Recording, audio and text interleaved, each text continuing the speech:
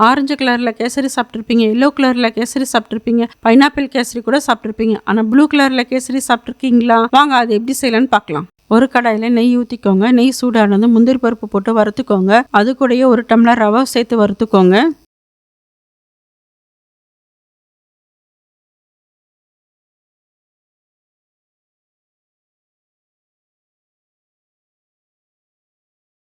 Next ஒரு பாத்திரத்தில் 3 tumbler தண்ணி ஊற்றிக்கோங்க.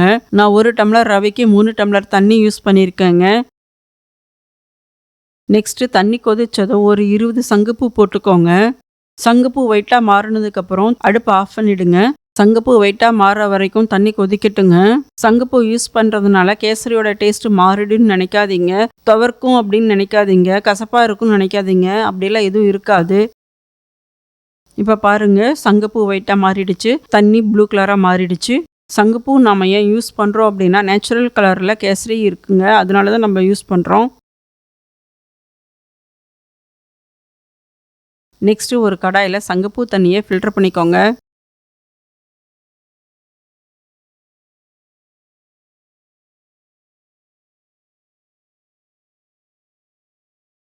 சங்குப்பூ தண்ணியில் 1 1/4 டம்ளர் சர்க்கரை சேர்த்துக்கோங்க.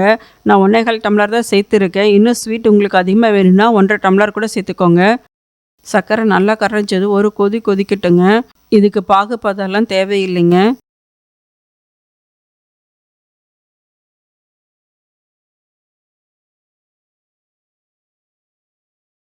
இப்போ பாருங்க, தண்ணி கொதிக்க ஆரம்பிச்சிருச்சு. இப்போ ஏலக்காய் சேர்த்துக்கோங்க. இப்போ நம்ம வறுத்து வச்சிருக்கிற ரவையை சேர்த்துக்கலாங்க. கொஞ்சம் கொஞ்சமாக ரவையை சேருங்க. கைவிடாமல் கிளறிட்டே இருங்க. இல்லைன்னா அடி பிடிச்சிக்கும், இல்லை கட்டி கட்டியே ஆகிடுங்க. அதனால தான் கைவிடாமல் கிளறிட்டே இருக்கணும். இது அடிக்கடமான பாத்திரத்தை வச்சுக்கோங்க. அப்போ தான் அடி பிடிக்காமல் இருக்கும்.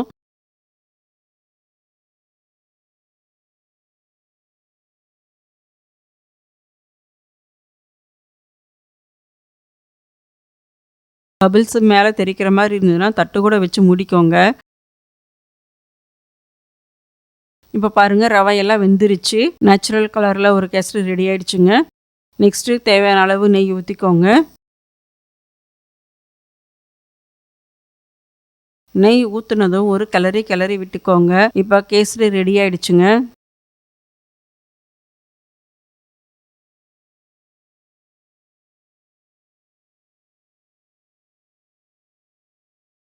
மறக்காமல் சப்ஸ்கிரைப் பண்ணிவிடுங்க.